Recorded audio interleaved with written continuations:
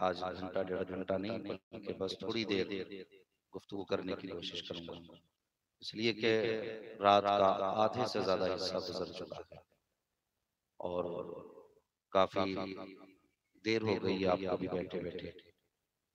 आप हजरात भी थक चुके हैं।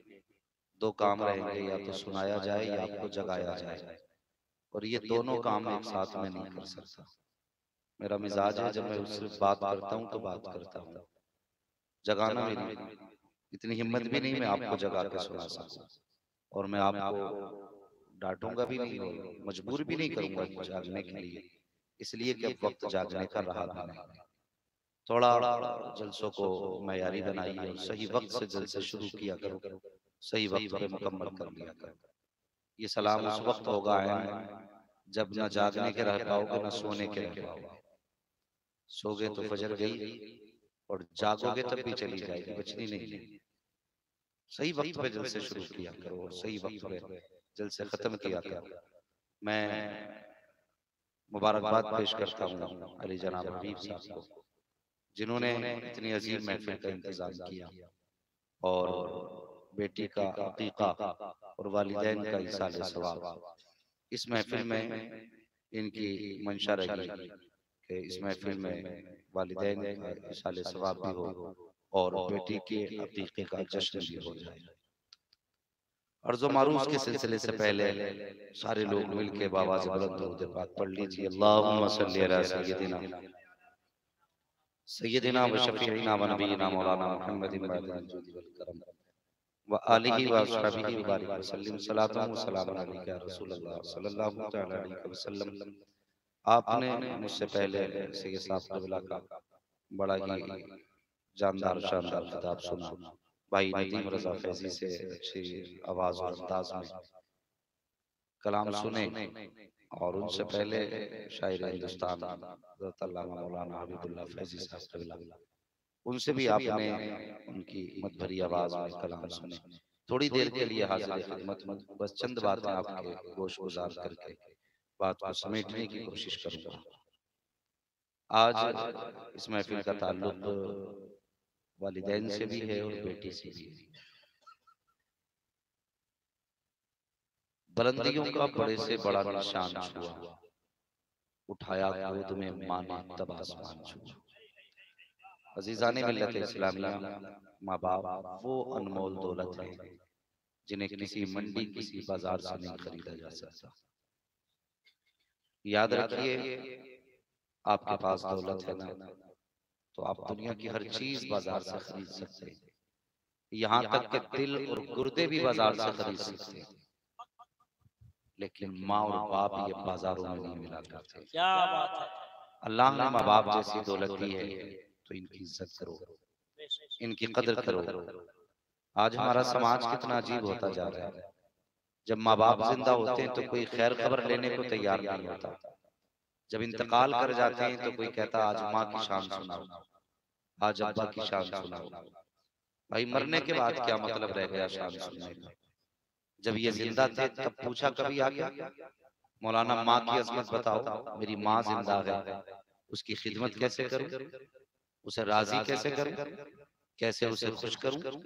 हमने जीते जी कभी माँ से नहीं पूछा, माँ के बारे में नहीं पूछा, बाद में हम माँ के बारे में पूछते हैं। अजीजों, जिनके माँ बाप है ना, भी कदर करो इनकी, वरना माँ बाप क्या चीज है कभी यतीमों से जाके पूछो माँ बाप का दर्द क्या होता है। जमाने में ईदें तो आती हैं, माँ बाप नहीं होते तो खुशियां नहीं आती।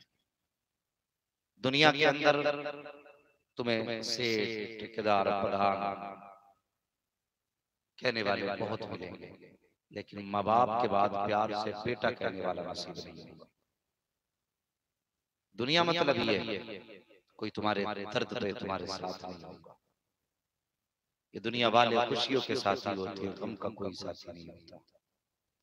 बुजुर्गों ने कहा है, जितनी जमीन पे आग जलती है उतनी जमीन गर्म होती है, उससे ज्यादा जमीन गर्म नहीं होती है। आज यार दोस्तों के लिए माँ बाप को मत छोड़ना, अपने दोस्तों के लिए माँ बाप से रिश्ता न तोड़ना, इसलिए कि दोस्त हजार मिल सकते हैं, माँ बाप सिर्फ एक बार मिला करते। सिर्फ एक बार माँ बाप मिला करते हैं। माँ बाप चीज क्या है, कभी खुद से पूछिए आप। अगर बंदे को कोई खुशी मैसर हो, कोई जवान कोई एग्जाम पास कर ले, अच्छे नंबरों से कोई इम्तिहान को पास करे, तो जब हाथ में मार्कशीट आती है या रिजल्ट आता है, तो वो सोचता है कि ये अपनी खुशी सबसे पहले किससे बयान करे। जब सारी दुनिया पे निगाह डालता है, तो सबसे आखिर में जाके ये नजर माँ के चेहरे पे जाके ठहर जाती है और सोचता है कि सबसे पहले ये खुशी अपने माँ से बताऊं जाके, माँ तेरे बेटे ने अच्छे नंबरों से ये रिजल्ट लिया है। और याद रखो, अगर खुशियां हो माँ ना हो तो खुशियां अधूरी रह जाती हैं। खुशियां हो बाप ना हो तो फिर खुशियां अधूरी रह जाती हैं। इसलिए माँ बाप है तो इनकी इज्जत करते। आज हम यार दोस्तों के लिए माँ बाप को छोड़ देते। अगर माए बाप ये कहते ना इतनी रात को क्यों आया बेटे, तो कहते मुंह बंद रखो, तुम कौन होते हो हमें समझाने वाले। अपने माँ बाप से हम कहते हैं कि तुम चुप रहो, तुम कौन होते हो समझाने वाले। बाप कहता बेटे इन लोगों से यारी ना कर, इनकी यारी लेके डूब जाएगी। तो कहते हैं वो मेरा यार है, मुझे पूरा भरोसा उस पे, और जितना मैं जानता हूं उतना तुम नहीं जानते। खुदा के वास्ते बाप को ये कभी जवाब ना देना, इसलिए कि बाप के बराबर इल्म लाने के लिए मदरसे की 20 साल की पढ़ाई काफी नहीं है, 30 साल की किताबें पलटना काफी नहीं है। बाप की समझ को पहुंचने के लिए बाप की उम्र का 70 साल का होना जरूरी है। याद रखिए, इल्म किताबों से मिल सकता है, लेकिन तजुर्बा सिर्फ उम्र से मिला, उम्र से मिला करता है। माँ बाप के लहजे जरा सख्त हो जाए तो बेटा बाप से रिश्ते तोड़ देता है। अगर उनकी नजरें जरा हो जाए तो बेटा बाप का चेहरा नहीं देख सकता। और ये माँ बाप है यार, तुझे हर हाल में निभाते हैं। अगर माँ बाप के बुरे दिन आ जाए, इनकी कमाई बंद हो जाए, तो बेटा अपनी कमाई रोक के कहता है कहाँ तक तुम्हारा पेट भरूं। और जब तेरी कमाई बंद होती है तो माँ बाप भले कर्ज लेके तेरा पेट पाले, कभी अपना हाथ नहीं रोका करते हैं। कभी ये नहीं कहते हैं तेरे हिस्से की रोटी मेरे दस्तरखान पे नहीं है, तेरे हिस्से का खाना मेरे दस्तरखान पे नहीं है। शागिद माँ बाप का दिल न दुखाया करो। माँ बाप होते क्या है, आज माँ बाप को तकलीफ देते हैं। आज ये अहद करके उठना, जब तक जिएंगे माँ बाप की खिदमत करते रहे। बोलो इंशाअल्लाह, जब तक जिएंगे माँ बाप की खिदमत करेंगे। माँ बाप को कभी समझो, गौर से देखो नौजवान, गौर से देखो कितनी आसानी से बच्चे माँ बाप को अलग कर देते। निकाह हुआ 4 महीने गुजरे, माँ अलग बाप अलग, बेटा अलग। बहू ने कह दिया मुझसे इतना खाना नहीं बनता, बोझ लगने लगे माँ बाप। और तू उसका ऐसा गुलाम बना, उसने कह दिया इतना खाना नहीं बनता, कहा ठीक है तू अपने लिए अलग बना।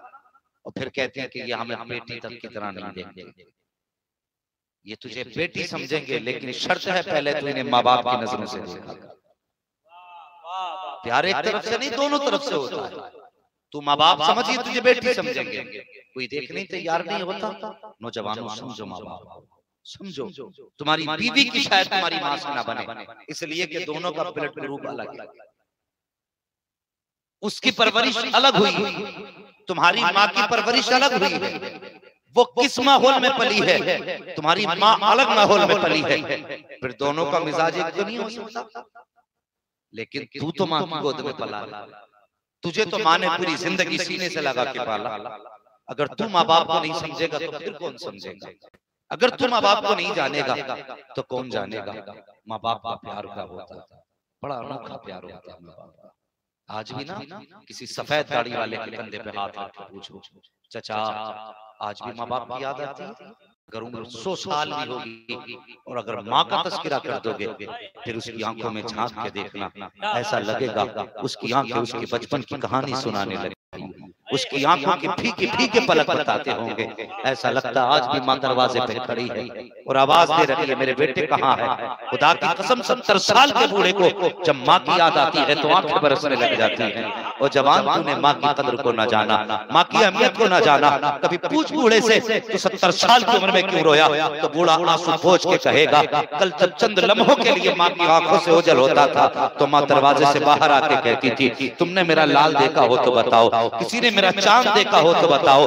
जब तक मैं मिल नहीं जाता था मेरी माँ चैन से बैठा नहीं करती थी। आज माँ बाप है, इनकी इज्जत कर लो, इनकी कदर कर लो। आओ तुम्हें एक कहानी सुना दूं। माँ बाप कितने प्यार अपनी औलाद से किया करते हैं। एक बड़े दौलत वाले का ये लिखा हुआ उसकी अपनी दास्तान का वर्क है, सुनो प्यारे। आज उसकी जिंदगी का अपना मामूल ये है, वो ये कहता है जिसके घर में माँ बाप को पालने की जगह ना हो वो अपने माँ बाप मुझे दे जाया करे, उसके माँ बाप की परवरिश मैं करूंगा। जब उसकी जिंदगी का ये मामूल जमाने ने देखा तो तहकीक करने वालों ने तहकीक की, यार बता तो सही, दुनिया से अपने माँ बाप नहीं पलते, तू जमाने के माँ बाप लिए बैठे। ये बात सहन में आने वाली नहीं थी। लोगों से अपने माँ बाप नहीं पलते, कहने लगे तू दुनिया के माँ बाप क्यों ले रहा है। उसने कहा बस एक बात रह रहे के सताती है। कहा कौन सी बात। उसने कहा मैं छोटा था, होश संभाला तो मैंने देखा मेरी माँ की एक आंख नहीं थी। सुनना बहुत गौर से, अंदाज़े में मेरा बहुत नहीं है, शायद के उतर जाए तेरे दिल में मेरी बात। वक्त तकरीर का नहीं है, लेकिन आप अगर इसी मोहब्बत से सुनेंगे तो इंशाअल्लाह कुछ देर गुफ्तगू करूंगा। थोड़ा सा माहौल बनाइए और बोलिए जरा या रसूल अल्लाह। अल्लाह सलामत रखे जिन्होंने बगैर कहे हाथ उठाए। अल्लाह सैयदा फातिमा के सदक़े में आज की रात के आखिरी लम्हों के सदक़े में मुस्तफा का मदीना दिखा दे। सुने जरा गौर से, वो कहता मैंने होश संभाला मेरी माँ की आंख नहीं थी। और माँ बाप औलाद से कितना प्यार करते, पूरी जिंदगी मजदूरी करते लेकिन बच्चों को तालीम दिलाया करते, खुद लोगों के खेत में काम करते हैं लेकिन माँ बाप बच्चों को तालीम दिलाते हैं। क्यों? इसलिए वो चाहते हैं कि जैसे लोगों की ठोकरों में हमारी जिंदगी गुजर रही है हमारे बच्चों की ऐसी जिंदगी ना गुजरे। ये सोच के वो मजदूरियां करके बच्चों को पढ़ाते हैं, उनकी फीस भरते हैं और अपने खून पसीने की कमाई से किताबें कोर्स खरीद के देते हैं। अल्लाह अकबर। जब होश संभाला बच्चे ने, माँ ने बच्चे का एडमिशन कराया। सर पे बाप का साया तो था ही नहीं। स्कूल पढ़ने गया, एक दिन आके बस्ता फेंका, कहने लगा माँ मैं पढ़ने नहीं जाऊंगा।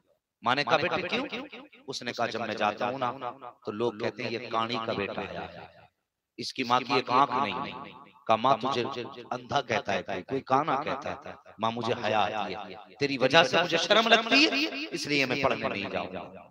माँ ने बेटे को बैठाया, प्यार से समझाया, जितनी कोशिश हो सकती थी माँ ने की और बेटे को फिर तैयार किया पढ़ने के लिए। बच्चा फिर स्कूल गया, कुछ सालों तक पढ़ता रहा। जब बच्चे ने कुछ होश संभाला, जवानी की दहलीज पर कदम रखने वाला था, एक दिन आके कहने लगा माँ आज एक फैसला करना है। बेटे कौन सा फैसला? कहा माँ मैं तेरे साथ नहीं रह सकता। ये बेटे मुझसे खता क्या हो गई, मैंने बाप के बगैर तुझे पाला, मैंने सारी जिंदगी तुझे बाप का प्यार भी दिया, माँ का प्यार भी दिया, आज कौन सी कमी मुझसे हो गई, आज तू अचानक रिश्ता तोड़ने की बात कर बैठा। बच्चा कहता माँ बात यह है जब स्कूल जाता हूँ तो लोग मुझे तेरे नाम से चढ़ाया करते हैं और कहा करते अंधी का बेटा आया है, कोई कहता काड़ी का बेटा आया है, इसलिए ए माँ मुझे तेरे साथ नहीं रहना है। और याद रख आज के बाद कभी मेरे दरवाजे पे मत आना, कभी मुझसे रिश्ता जोड़ने की कोशिश न करना, मैं तुझसे रिश्ता तोड़ के रहना चाहता हूँ ताकि कोई ये ना जान सके मेरी माँ कौन है, मैं किसका बेटा हूँ। जब इतनी बात बेटे ने कही थी तो तुम मुझे बता तो सकी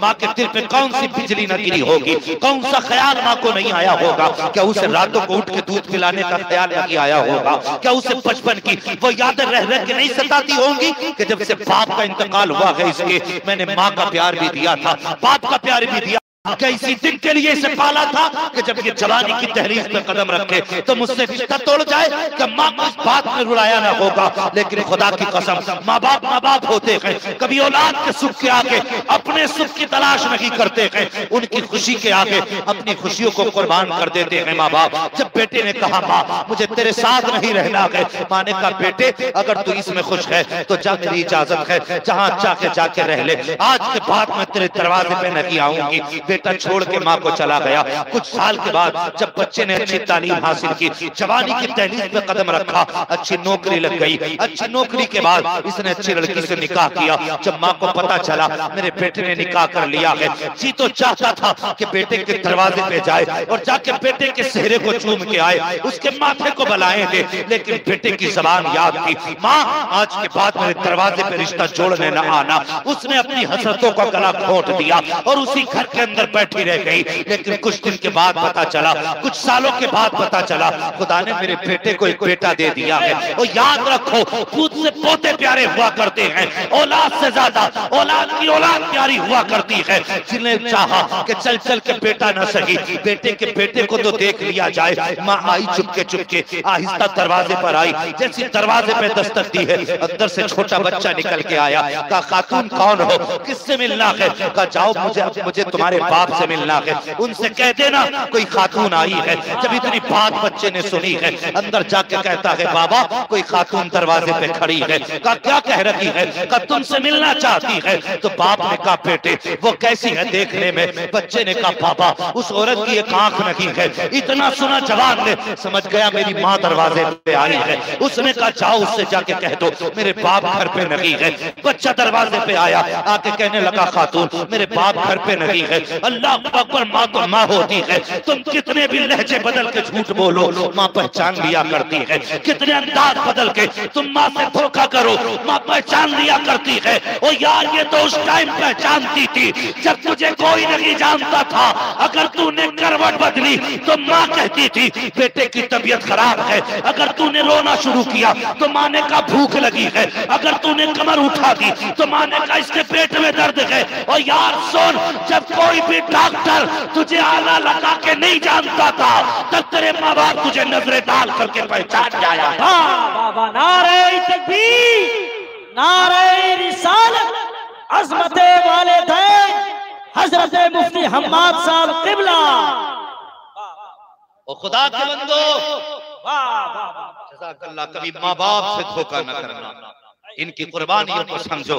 अल्लाह सलामत रखे उस बेटे को, उस परिवार को जिसने अपने गुजरे हुए को नजरअंदाज न किया। वरना हमने तो शाहिद देखा है लोग बाप की जायदाद को जो उसकी विरासत होती है उसे माले गनीमत समझ के उस पर सांप बन के बैठ जाते हैं। अगर बाप के इसाले सवाब पर सैयद साहब कहते हैं कि भाई मस्जिद में 1000 रुपए दे, तो कहता नहीं घर का खर्चा ही मुश्किल से हो रहा है। हाँ, आज बाप की क्या फिक्र लगी है। अल्लाह सलामत रखे उन बेटों को जो बाप की जिंदगी में भी बाप से प्यार करते हैं और बाप की मौत के बाद भी माँ बाप से प्यार किया करते हैं। इज्जत करना माँ बाप की। हाँ, अल्लाह अकबर। माँ लौट गई तो बेकदमों से। एक दिन जब माँ के विसाल का वक्त आया, माँ बीमार हो गई, बड़ी फिक्र है। वो जानते हो औलाद परदेश होती है और माँ बाप 7 समंदर पार होते हैं। बेटे के अगर सर में दर्द हो जाए ना तो माँ को 7 समंदर पार पता चल जाता है मेरा बेटा बीमार है। हाँ, मेरा बेटा बीमार है। ये उलमा पूछो, सैयद साहब पूछो, अल्लाह ताला इन इल्म वालों को सलामत रखे। ये जहां जाते हैं लोग सर पे बैठाते हैं, हाँ पलकों पे रखते हैं कि हुजूर के इल्म के वारिस आ रहे हैं। ये कौम कितनी इज्जत देती है। लेकिन पूछो इन उलमा से, परदेश होते हैं, माँ का फोन आता है कभी तो सबसे पहला सवाल माँ का होता है बेटे खाना खा लिया। ये फिक्र होती है माँ को। हाँ, ये फिक्र होती है माँ बाप को। उन्हें मालूम है दुनिया सर पे बैठाती है हमारे बेटे को, लेकिन फिर भी माँ का दिल होता है, तसल्ली नहीं होती। सबसे पहला सवाल होता बेटे पेट भरा है कि नहीं, खाना खाया है कि नहीं। और यार माँ बाप है, तू नजरों से दूर है तो पूछ रहे खाना खाया कि नहीं। आज माँ बाप करवट में भूखे पड़े रहते हैं, बेटे को पूछने की फुर्सत ही नहीं मिलती। मुझे बताइए कौन सा मुंह लेके जाएंगे मुस्तफा के सामने, कौन सा चेहरा हुजूर के सामने लेके जाएंगे। और यार परदेश से आए या बाहर से आए, बीवी दस्तरखान पर खाना रखे, लुकमा बाद में उठा, पहले पूछ खातून ये खाना मेरे आगे रखा है, बता मेरे माँ बाप ने खाया है कि नहीं खाया। इतना सवाल कर खुदा की कसम अगर के नहीं खाया है तो पहले अपने आगे का उठा, बाप के आगे रख, माँ के आगे रख। तो जब तेरा अमल माँ बाप ये देखेंगे तुझे देख के मुस्कुरा देंगे। सिर्फ माँ बाप नहीं मुस्कुराएंगे, उनके साथ खुदा की रहमतें मुस्कुराना शुरू कर देंगे। हाँ, रहमतें मुस्कुराना शुरू कर देंगे। माँ बाप होते हैं। बस बड़ी तेजी से मैं बात समेटने लगा। खातून तो वापस चली गई और जब इंतकाल का वक्त आया ना, उसने पड़ोसन को बुलाया और बुला के कहने लगी सुन ये एक खत है तेरा। फिर कहा मेरा इंतकाल हो जाएगा, मेरे दफन के बाद वो फना कोठी वाला जो जवान रहता है, वो जो अमीर की कोठी चमक रही है, हाँ का ये उसके दरवाजे पे दे के आ जाना। और खोल के न देखना, माँ थी, उसने खत लिखा था बेटे के नाम। सुनना जरा माँ क्या होती है, बहुत गौर से सुनना। मैं फिर कह रहा हूँ, अंदाज़े बयां मेरा बहुत शौक नहीं है, शायद उतर जाए तेरे दिल में मेरी बात। खत लिखा, खातून के हवाले किया। जब इंतकाल होने लगा, माँ की आखिरी सांसें टुकने लगी। अल्लाह अकबर। माँ हसरतों के दम तोड़ने के बाद दुनिया से गई। दफन हो गया माँ बाप, बेटे को पता न चला।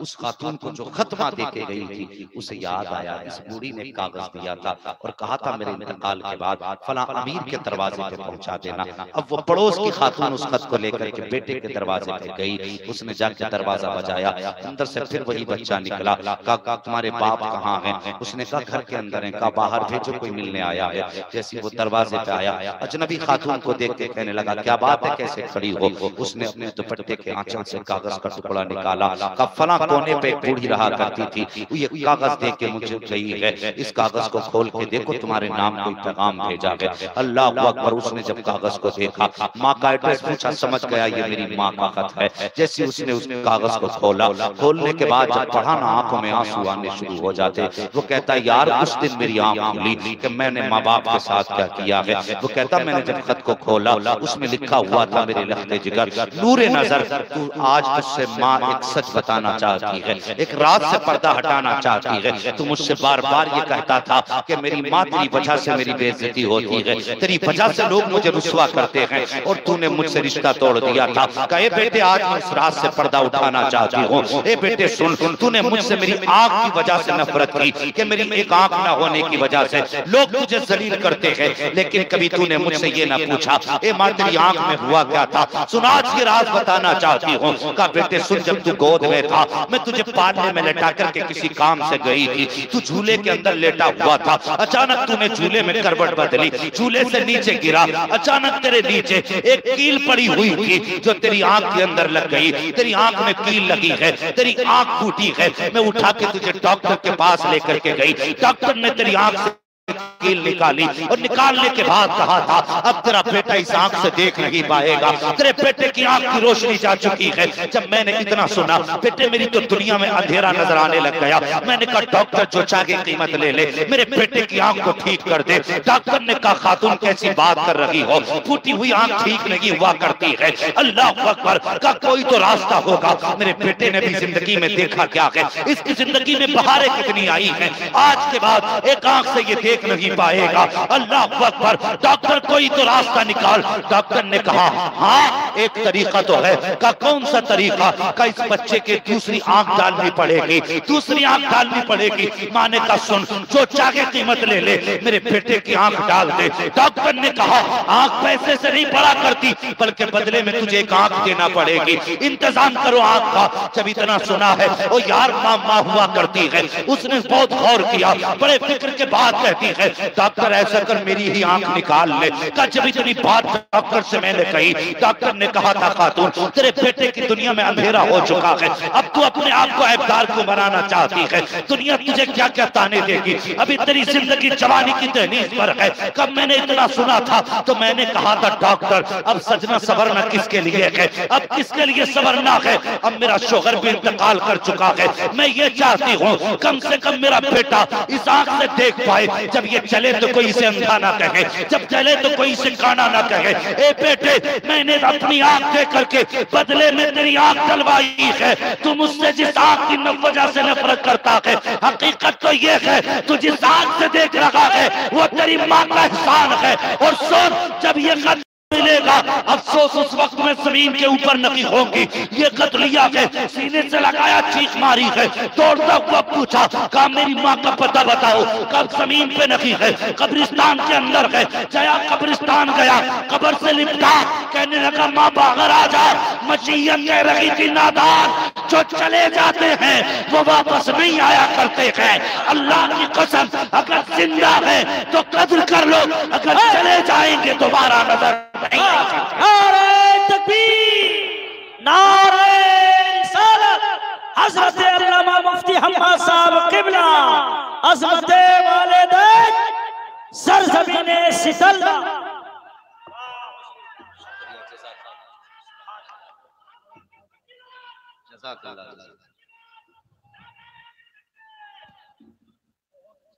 खुदारा माँ बाप की इज्जत करो।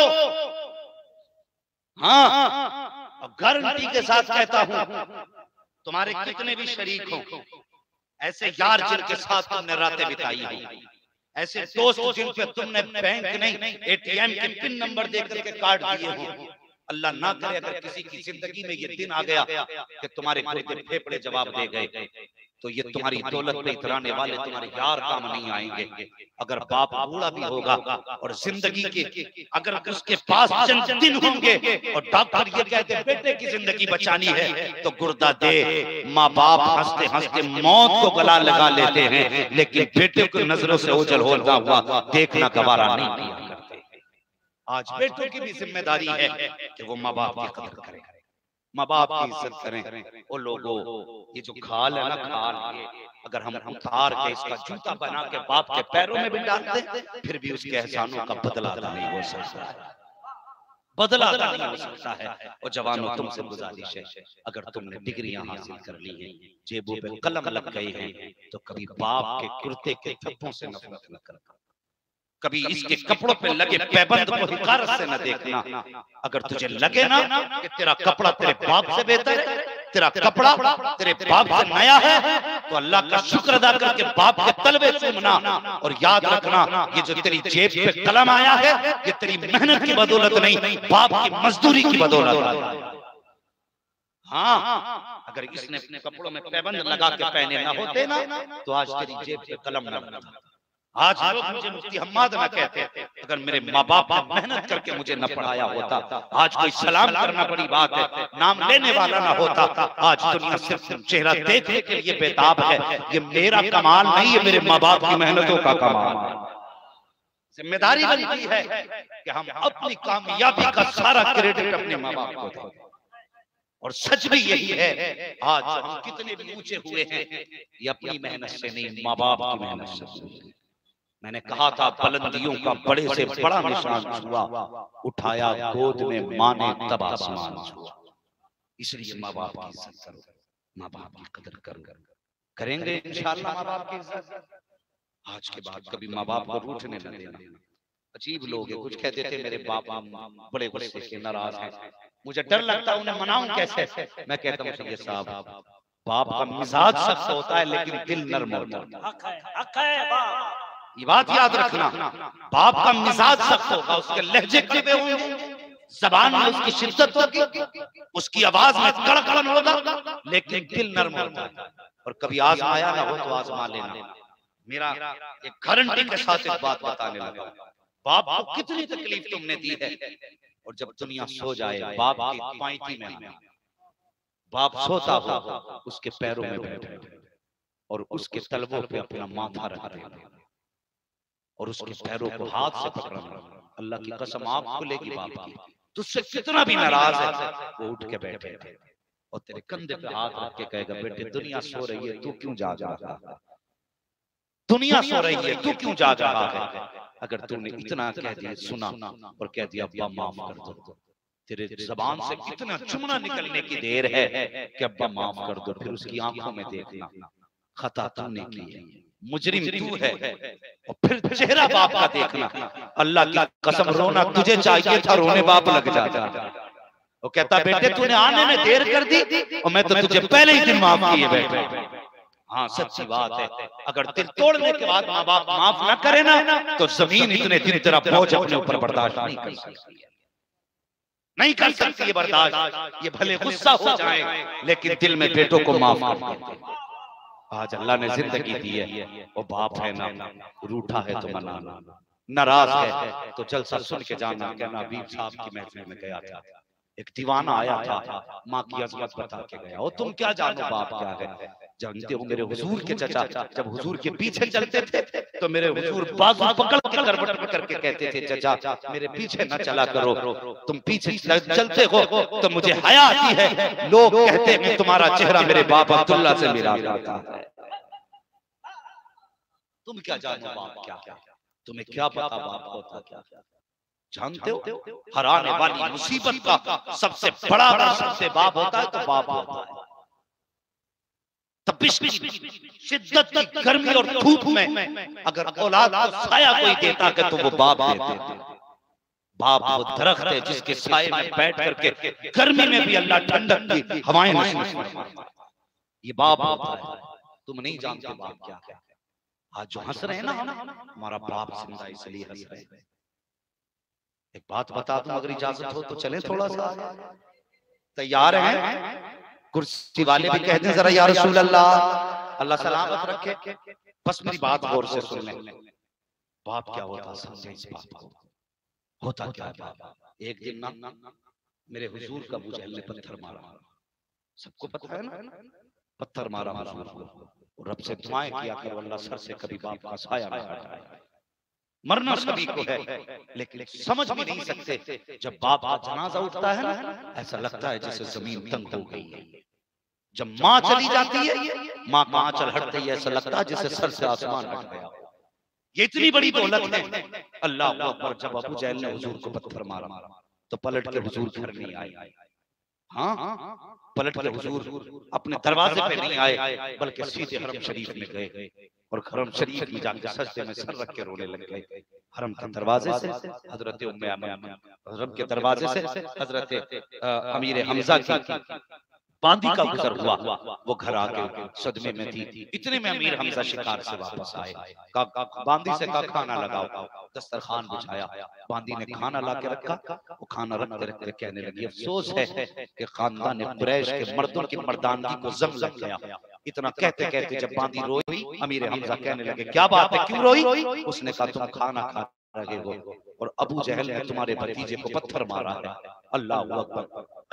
का क्या कह रही हो? का सिर्फ मैंने नहीं कहा, मक्के की हर गली में चर्चा है। उसने कहा, अभी मैं हरम के दरवाजे से आई हूँ, मैंने तुम्हारे भतीजे को काबे की दीवार से लग के रोते देखा है। अल्लाह अकबर। सुन बाप क्या होता है। इतना सुना, अमीर हमजा ने लुकमा छोड़ा, दस्तरखान से उठे तलवार संभाली, लोगों से पूछा अबू जहल कहाँ मिलेगा। लोगों ने पता बताया, वहां पहुंचे जहाँ अबू जहल अपने यारों के साथ बैठ करके मौज मस्ती कर रहा था। आपने जाकर के अबू जहल के सर पे तलवार के दस्ते से वार किया और कब तुझे क्या लगता है मेरा भतीजा लावारिस है, ये कह के आपने वार किया और उसका सर फटा, खून बहा। उसके बाद का लोगों, कोई मेरे भतीजे का पता बता दो। किसी ने कहा हरम में रोते हुए देखा है। अब सुन बात क्या होता है। अमीर हमजा आए हैं, मेरे हुजूर ने सजदे में सर रखा है। हुजूर ने सजदे में सर रख के किसी दुनिया वाले से शिकवा नहीं है, किसी दुनिया वाले से शिकायत नहीं है। रोने वाले मुस्तफा है, सुनने वाला खुदा है। मुस्तफा कर रहे हैं, जवाब खुदा दे रहा है, अपने शिकवे अपने रब से कर रहे हैं। इतने में चचा आए हैं। आने के बाद हुजूर के कांधे पे हाथ रखा, कहा भतीजे सर उठा, मैं तेरा बदला लेके आया हूँ। मेरे हुजूर ने सर नहीं उठाया। फिर कहते हैं चचा, भतीजे सर उठा, तेरा बदला लेके आया हूँ। फिर सर नहीं उठाया। फिर चचा ने कांधे पे हाथ रखा, दोनों हाथों से पकड़ के हुजूर को खड़ा किया। अल्लाह अकबर। जैसे नबूवत का चेहरा सस्ते से उठा के, तारीख गवाह है, हुजूर का पूरा चेहरा आंसू और खून से तर था। अभी वो खून जो सर से बह रहा था अभी साफ नहीं हुआ था। हुजूर के आंसुओं से वो खून धुल के हरम के तकद्दुस में गिर रहा था। गौर तो कर प्यारे, जब चचा ने उठाया है, उठाने के बाद आपने मुस्तफा को देखा, आंख में आंसू थे। मेरे हुजूर की हिचकी बंदी है। चचा ने यूं बाजू फैलाए और सीने से लगाना चाहा। जैसी बाजू आगे किए हैं, मुअर्रिखीन ने लिखा है, मेरे हुजूर ने फौरन बाजू दूर किए। कहते जाइए, आज मेरा कोई नहीं है। और तारीख साथ सुनना, मेरे हुजूर ने कहा था, चचा अब आए हो, काश मेरे बाप अब्दुल्ला होते तो किसी में हिम्मत न थी जो मेरी तरफ नजर उठा के देख लेता। आज मेरे बाप होते तो कोई पत्थर नहीं मार सकता था। मेरे हुजूर दर्द के साथ रोए। आका फरमाते हैं, ए चचा, अगर मेरी माँ आमिना होती तो मैं यहाँ अकेले बैठकर हरम में ना रोता, माँ की गोद में सर रख के रो लेता। इतना सुनना था, चचा की चीख निकल जाती है। मुस्तफा को सीने से लगाया, कहते भतीजे राजी हो जाओ, तुम्हारा बदला लेके आया हूँ। मुस्तफा कहते हैं, चचा बदले से मैं राजी नहीं होऊंगा। कैसे राजी होगे? मुझे खुशी देना चाहते हो? हाँ भतीजे, खुशी देना चाहता हूँ। तो कहते चचा फिर वो करो जो पैगाम मैं लेकर के आया हूँ। का कहना क्या चाहते हो? का मुझे खुदा का रसूल मानो और हमारे रब को सच्चा मानो और फिर पढ़ लो कलमा। का राजी हो जाओगे? का हाँ, इतना सुनना था। चचा ने कदम पकड़े हैं, कहते देर न कीजिए, हाथ बढ़ाइए, कलमा पढ़ा करके गुलामों में शामिल फरमा लीजिए। नारे तकबीर, नारे रिसालत, अज़मते वालिदैन, अज़मते वालिदैन, नारे तकबीर। खुदा के वास्ते बाप है तो इज्जत कर लो, वरना याद रखो बाप चला जाता है तो फिर मुसीबतें डायरेक्ट टकराया करती हैं। मैं गलत नहीं हूं तो ये तजर्बाकार लोग बताएं जिनकी उम्र 60 साल है। बताओ अगर बेटा 60 साल का हो जाए, बाप जिंदा हो, तो बेटा फिर भी अपने आप को बच्चा महसूस करता है। ये सच है कि नहीं? 70 साल का बेटा हो जाए, बाप 100 साल का हो, फिर भी बेटे को बचपना नजर आ रहा है। ये माँ बाप की बरकतें हैं जनाब। साहिबो बाप की इज्जत करो, बाप की कदर करो। अगर ये चला गया तो फिर कोई कांधे से लगाने वाला नहीं होगा, फिर कोई तसल्ली देने वाला नहीं होगा। इसलिए बाप की भी इज्जत करनी है, माँ की भी कदर करनी है। माँ क्या होती है? एक बात बता दूं अगर इजाजत हो तो। तैयार है सारे लोग? जरा कह दें या रसूल अल्लाह। आज माँ बाप की इज्जत नहीं, कदर नहीं, हमें मतलब नहीं है। हम तो बीवी के दामन में ऐसे लिपट गए कि हमें माँ बाप का ख्याल तक नहीं आया। जानते हो?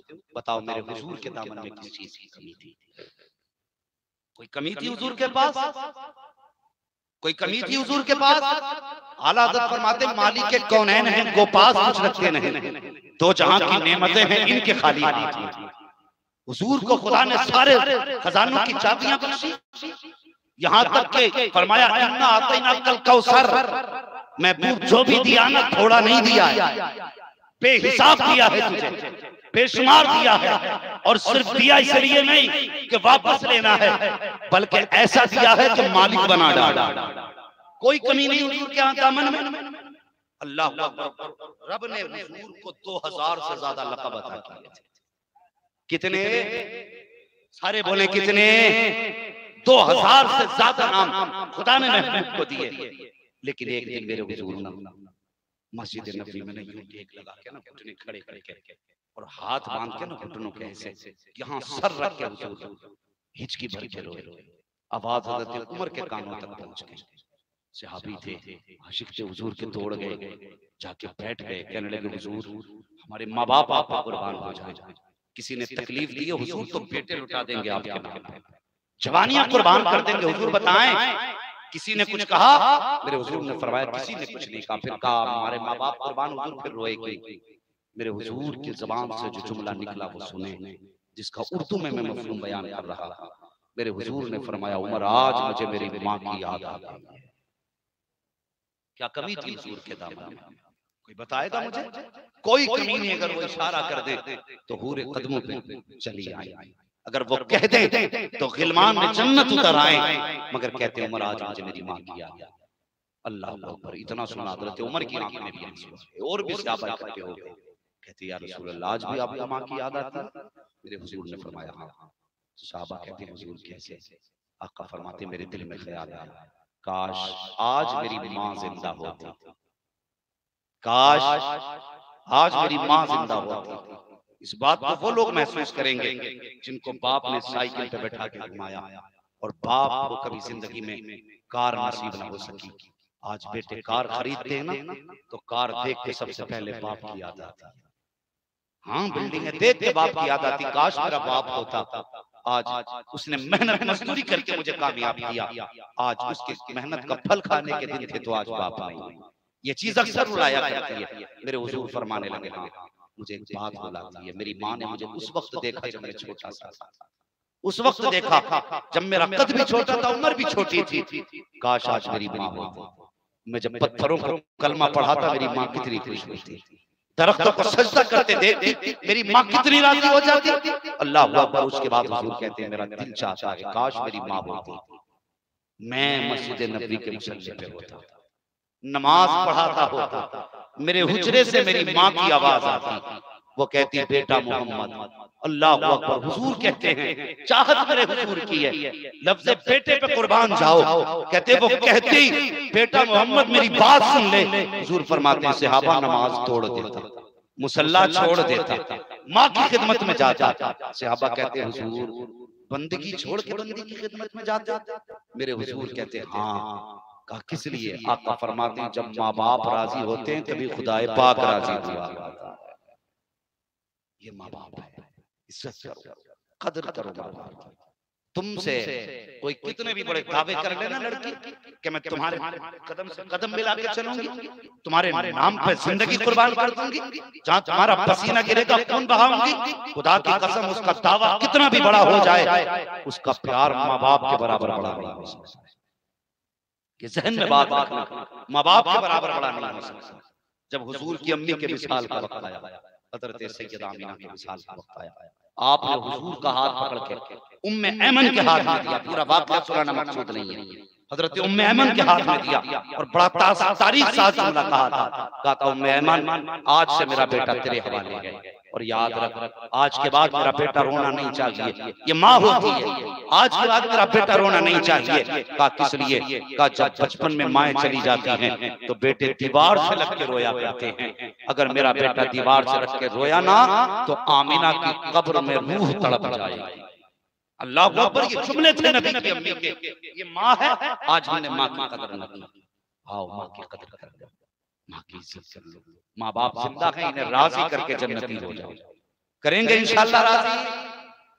ऐसे नहीं करेंगे माँ बाप को राजी इंशाल्लाह। माँ की कदर करेंगे।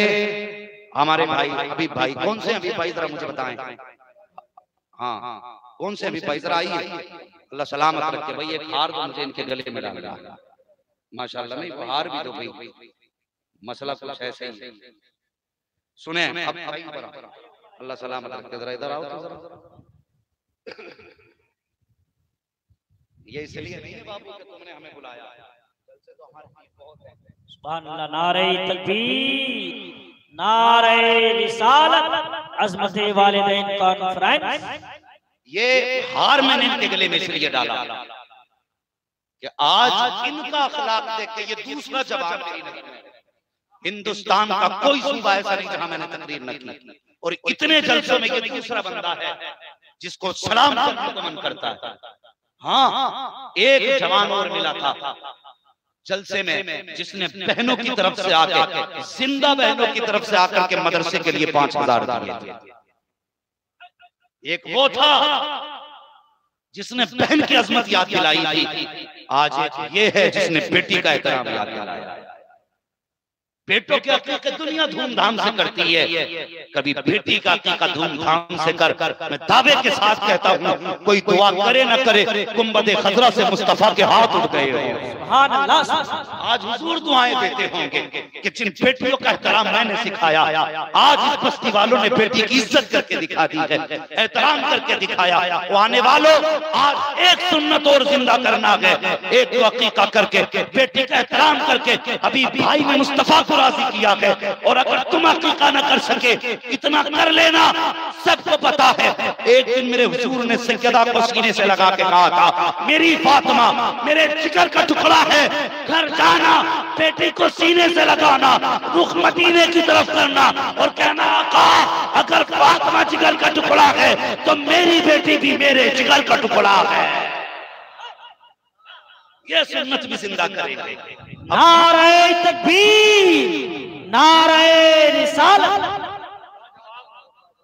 हर बाप बेटी को सीने से लगाए और एक बार इस सुन्नत को जिंदा करे। मेरे हुजूर ने अपनी बेटी को सीने से लगा के कहा था, मेरी बेटी मेरे जिगर का टुकड़ा है। और तुम भी इतना कहोगे, खुदा की कसम मुस्तफा मुस्कुराने लग जाएगा। हाँ बेटियों से प्यार करो, बेटियों से प्यार करो। बस एक बात और कह जाऊं, इजाजत है? थोड़ा सा जरा वक्त घंटे भर में मैं थोड़ी सी समझा दूं, बात जरूरी है इसलिए समझाना जरूरी है। मेरे भाइयों मेरे अजीज, वो कोई बंदा ऐसा है जिसे बेटी से प्यार ना हो? जितने लोगों को बेटी से प्यार है जरा हाथ उठा के बता दे सुभान अल्लाह। हाँ ना भी है बेटी तो हाथ उठाइए, अल्लाह करम से बेटी अता फरमा दे। हाँ इस मामले में हिचकिचाया ना करो, इसलिए कि बेटे दुआओं से मिला करते हैं, बेटियां नसीबों से मिला करती हैं। हाँ बेटियां नसीबों से मिला करती हैं। ये बेटियों का नसीब है किसके घर को जगमगाना है। हाँ फर्क है ना, बेटा पैदा हो रहा फरमाता जा अपने लिए भी कमा, अपने माँ बाप के लिए भी कमा। और जब बेटी आती है तो मशीयत आवाज देती है जा हम तुझे भी रोजी देंगे, तेरे सदके में तेरे माँ बाप को भी रोजी देंगे। बेटी अकेली नहीं आती, माँ बाप की रोजी साथ लाती। मुझसे एक साहब कहने लगे, उनकी आंख में आंसू के बाल सफेद थे, कहने लगे दुआ करो, बेटी जवान हो गई है, निकाह के लिए कोई इंतजाम नहीं है। मैंने कहा चाचा फिक्र क्यों की है? बेटियां किसी के सर पर बोझ बन के नहीं आती, बल्कि दूसरों के बोझ उठाने आया करती है। नियत करके देख, इंतजाम खुदा करता है।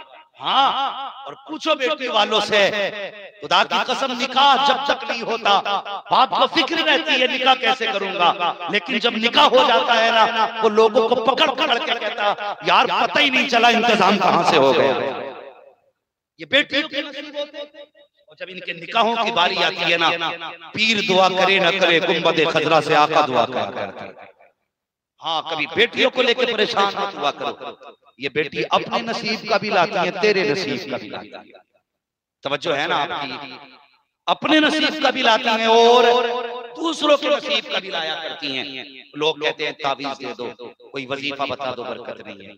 मैं कहता हूं अगर अल्लाह ने बेटी दी है तो इससे बड़ा वजीफा ही कोई नहीं, इससे बड़ा वजीफा ही कोई नहीं है। करना सिर्फ कितना है, मुसल्ला बिछा, 2 रकात नमाज हाजत पढ़, उसके बाद बेटी को आगे बैठा बेटी को, और बेटी का हाथ अपने हाथों में ले और देखा आसमान की तरफ के मालिक इस बेटी के नसीब से घर में बरकतें अता फरमाते। उलमा फरमाते हाथ नीचे बाद में आते, रिज़्क का अल्लाह अर्शों पे फैसला पहले फरमा दिया।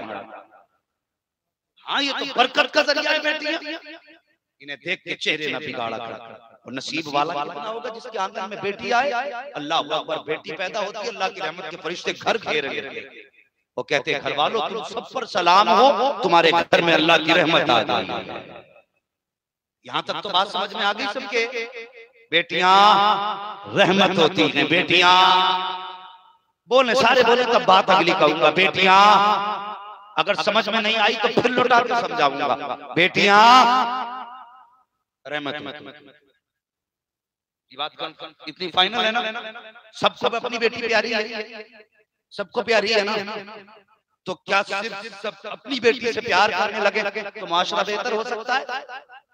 नहीं। एक कानून याद रखिए, अगर चाहते हो कि तुम्हारी बेटी का नसीब अच्छा हो तो दूसरे की बेटी की इज्जत किया करो। क्या बात है? हर बंदा चाहता मेरी बेटी जिस घर में जाए रानी बन के रहे, और जो दूसरे की बेटी तुम्हारे घर में आई है वो नौकरानी बन के रहे। जो आता ताने देता है, जो आता गालियां देता है। और यार जैसे तुझे अपनी बेटी प्यारी है, ऐसे ये भी तो अपने बाप को प्यारी है। तुझे अपनी बेटी का गोद में खिलाना तो याद है, जो सब छोड़ के तेरे घर में आ गई, तुझे इसके बाप की शफ़क़त याद नहीं। अपनी बेटी घर से जाती है तो दामाद के पैरों पे पगड़ी रखने बंदा तैयार होता है, मेरी बेटी को दुख न देना। और जब पराई बेटी तेरे घर में आती है तो उसे दुश्मन की नजर से देखा जाता है। खुदा के वास्ते माशरे को बेहतर करो।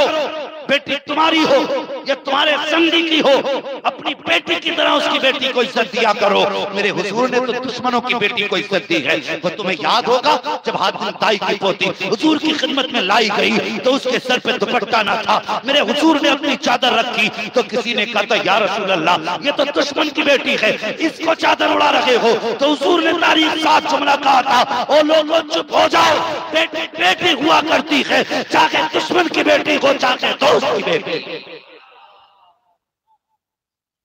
यह करो कि जैसे अपनी बेटी को इज्जत देते वैसे दूसरे की बेटी को इज्जत देते।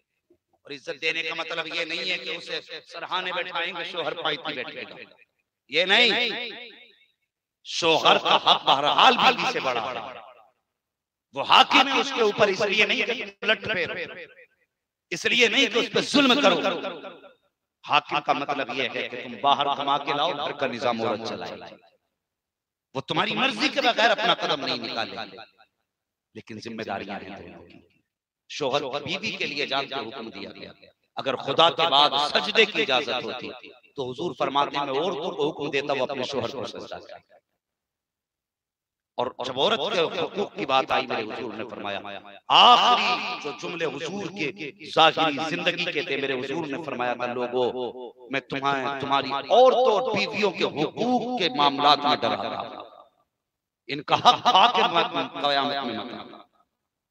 हाँ, ये हुजूर ने फरमाया था, औरत को सता के क़यामत में मत आना, बल्कि इस हाल में आना कि तुम पर तुम्हारी औरत का कोई बदला ना। इसलिए जिम्मेदारी माशरे को बेहतर करना है।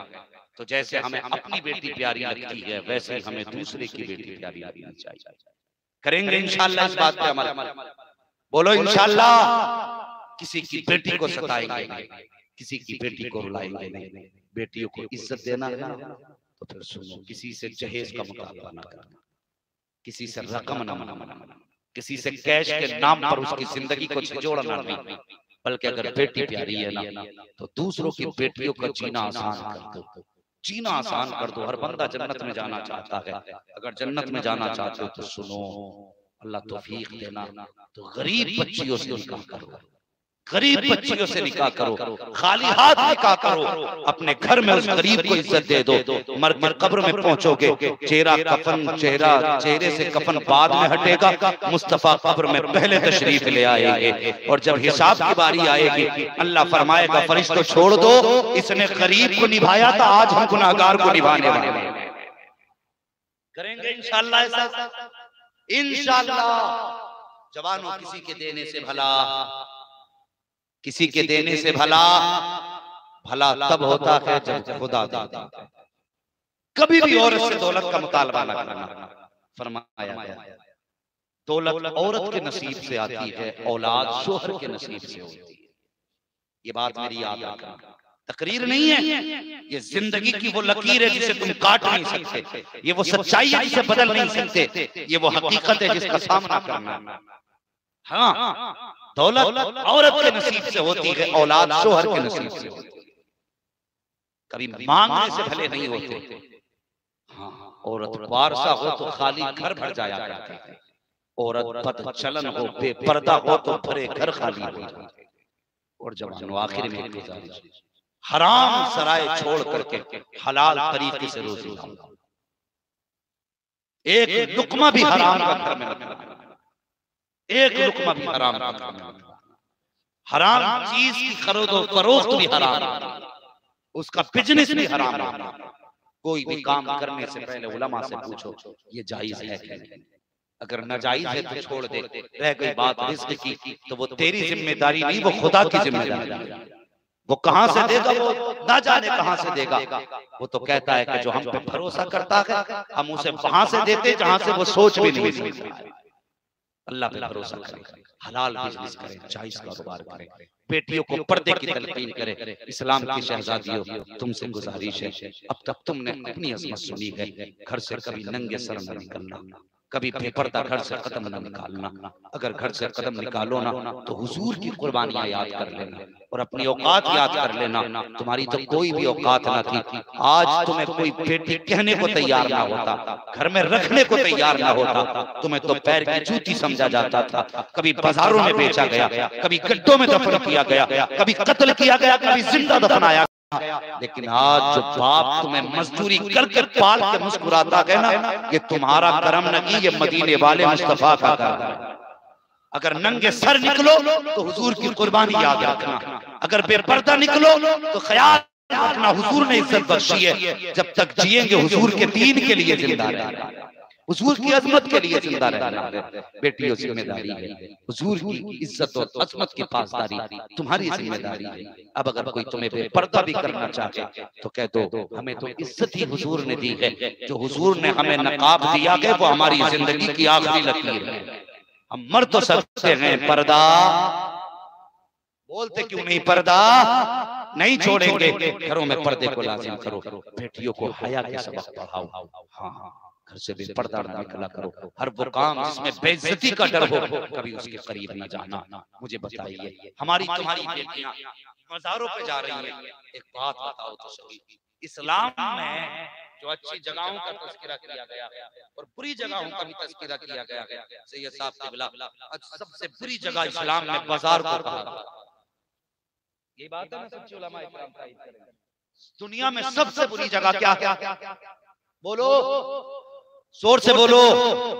और सबसे अच्छी जगह, अल्लाह सलामत रखे, किसी जवान ने जवाब दिया है मस्जिद।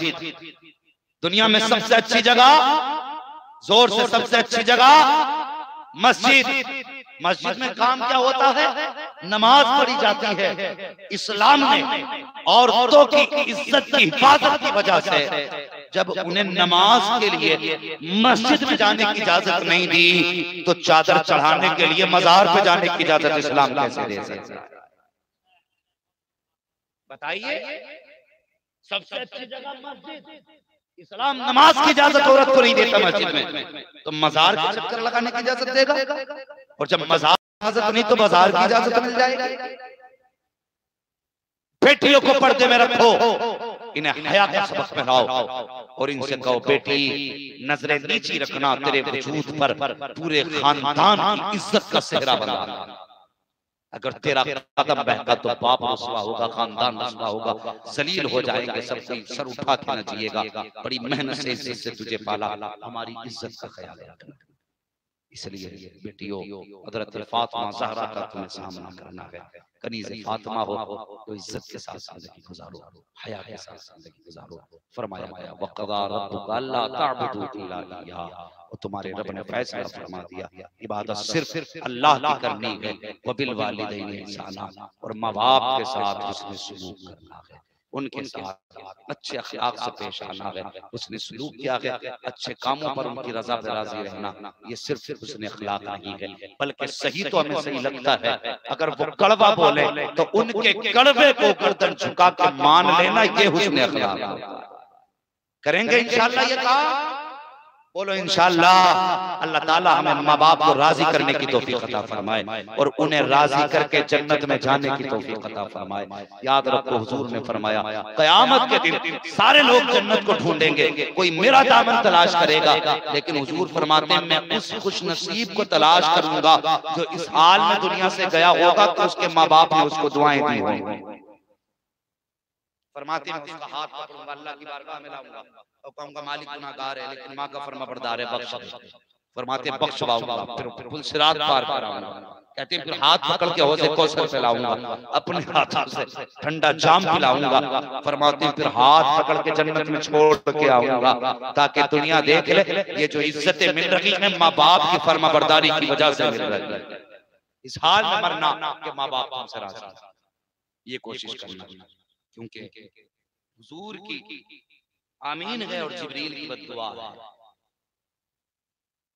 जिब्रील ने 3 बद्दुआएं की थी, उनमें की एक याद रख लो, हुजूर मिंबर पे चढ़ रहे थे तब जिब्रील ने कहा था तबाही है उस शख्स के लिए जिसने माँ बाप या दोनों में से किसी एक को पाया और उनकी खिदमत करके जन्नती न बन सका। हुजूर ने कहा था आमीन। मुझे बता जिस दुआ पे हुजूर आमीन कहते हैं या जिस बद्दुआ पे हुजूर आमीन कहते हैं बदल सकती है? बदल सकती है। अगर बर्बाद होना तो पहले पलट पलट माजी देखना माँ की खिदमत की है कि नहीं, बाप की कदर की है कि नहीं। अगर बर्बादी है ना और माँ बाप को नाराज करके गए तो अगर जिंदा का कदम पकड़ लेना, मर गए हो तो कब्र पकड़ लेना।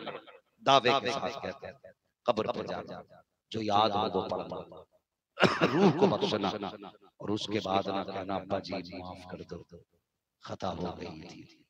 मेरा ईमान कहता है माँ बाप को खुदा ने वो जिगर दिया, बेटा कब्र पे आके नदामत दिखा दे तो वो कब्र के अंदर भी माफ कर देते। अगर बाप नहीं है तो कब्र पे जाना, जिंदा है तो कदम पकड़ लेना। अगर ये राजी तो खुदा राजी है, अगर ये नाराज है तो रब नाराज है। ख्याल करेंगे इंशाअल्लाह। वक़ज़ा रब्बुका अल्ला ता'बुदू इल्ला इय्याह वबिल वालिदैनि इहसाना। तुम्हारे रब ने फैसला फरमा दिया कि तुम्हें इबादत सिर्फ अल्लाह की करनी है और माँ बाप के साथ उसने सलूक करना है। बुलंदियों का बड़े से बड़ा निशान छुआ, उठाया गोद में माँ ने तब आसमान छुआ।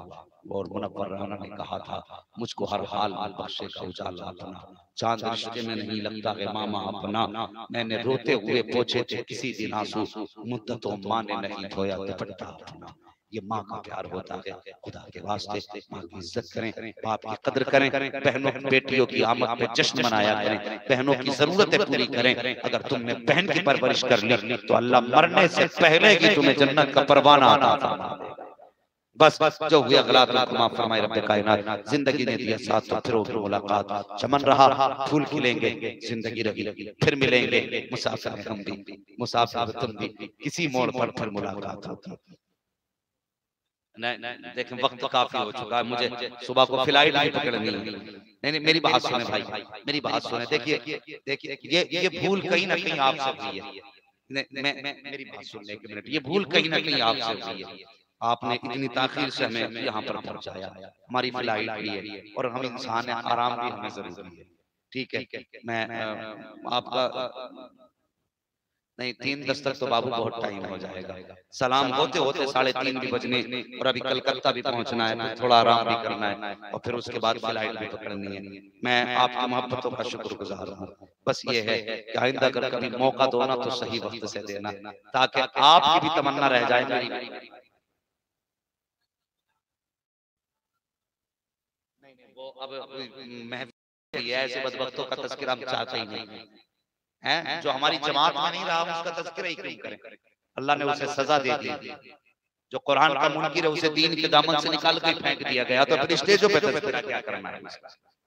हाँ बस हाजी महफिल सजाई है, बड़ी मेहनत से सजाई है हमारे भाई ने और इनके रुफाका ने, दोस्तों अहबाब ने, भैया बंद ने बड़ी मेहनत से सजाया है।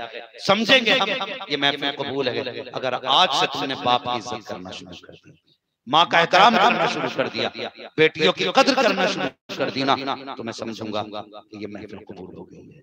जब आपने कहा कि 2 बातें और सुन लो, सिर्फ 2 बातें। ओ भाई बेटी को समझिए, बेटी चीज क्या होती है। कभी थक के आओ ना बाहर से, कितने भी थके हो, और बच्ची भले साल 6 महीने की हो, सीने पे लिटा लेना, सीने पे लेटा लेना। अगर उसकी ठोकर सीने पे लगती है ना, अल्लाह बेटी की ठोकर से बाप की थकन उतार दिया। ये बेटी होती है। और कभी बेटी को समझना है तो कभी परदेश से आना, जो परदेश में रहते हैं आते जाते हैं, कभी ताखीर हो जाती है ना बाप को आने में रात में, तो बीवी जो कमाई का मालिक है, बेटा जो जायदाद का मालिक, ये चादर ओढ़ के सो जाते हैं, आ जाएंगे जब आएंगे। लेकिन जब कुंजी खटखटाओ ना तो सबसे पहली आवाज बेटे की आई जाती है। ये बेटी होती है जो बाप परदेश से आए तो सोया नहीं, इसलिए। और बेटियां बाप भले गरीब हो लेकिन बाप की मौजूदगी में बेटी अपने आप को शहजादी समझती, ये सोचती है बाप है तो फिर मैं शहजादी हूँ, और वाकई होती शहजादियां हैं बेटियां बाप की मौजूदगी में। वरना तो हमने जनाजे भी उठते देखे हैं साहिब, हमने दफन भी होते देखे हैं लोग, हमने बेटियों को जनाजों के पीछे भागते देखा है, हमने जनाजों से लिपट के रोते देखा है। ये कितनी बावफा होती हैं। कभी समझना हो तो कभी किसी मैयत के पास जाके देखना, बाप के जनाजे पे बेटा थोड़ी देर रोता है और मुंह में मसाला डाल के इधर उधर घूमता है, लेकिन बेटियां जब आके बाप के जनाजे पे बैठ जाती है ना, तो जब तक जनाजा उठ नहीं जाता कभी बेटियां उठा नहीं करती। या तुमने देखा किसी बेटी को इधर उधर घूमते हुए? नहीं। जानते हो क्यों? वो जानती मेरा बाप कुछ देर का मेहमान है, अगर ये उठ जाएगा तो दोबारा नजर नहीं आएगा। बेटे जायदाद के वारिस होते हैं, बेटियां बाप के प्यार की वारिस होती हैं, प्यार की वारिस होती हैं। तुमसे गुजारिश है बाप इंतकाल कर जाए और बहनें घर पे आए ना, कभी चेहरा बिगाड़ के ना मिलना, कभी ना मिलना। ये मेरी बात गांठ बांध लेना। मैं तकरीर में कभी अबस और फालतू बातें मजे और जायके के लिए नहीं करता, जो जरूरी बात होती है वही कहता हूँ। मैं समझता हूँ एक एक मिनट तुम्हारा कितना कीमती है। यहाँ बैठे हो ना तो ये इतना कीमती वक्त आपकी जिंदगी का है, बस इसमें कीमती बातें लेकर चले जाओ। अगर बाप के इंतकाल के बाद बहनें दरवाजे पे आ जाए ना तो कभी चेहरा बिगाड़ के ना मिलना। अगर बाप के इसाले सवाब के लिए अभी भाई ने इतनी बड़ी महफिल सजाई है, कल बहन दरवाजे पे आ जाए और ये चेहरा बिगाड़ के देख लें तो इस जलसे से उतना फायदा नहीं होगा जितना चेहरा बिगाड़ने से माँ को बाप को तकलीफ हो जाएगी। हाँ, जितनी बाप को तकलीफ चेहरा बिगाड़ने से हो जाएगी। ये इसाले सवाब की महफिलें करो, नसीब तुम्हारा, अल्लाह ने ये खिदमत बात भी तुम्हारे नसीब में लिख ली है।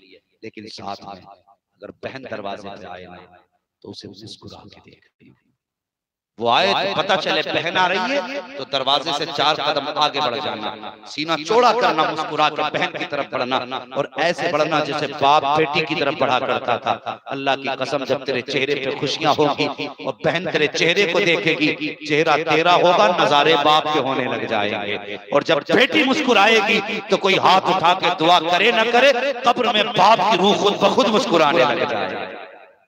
करेंगे इंशाअल्लाह।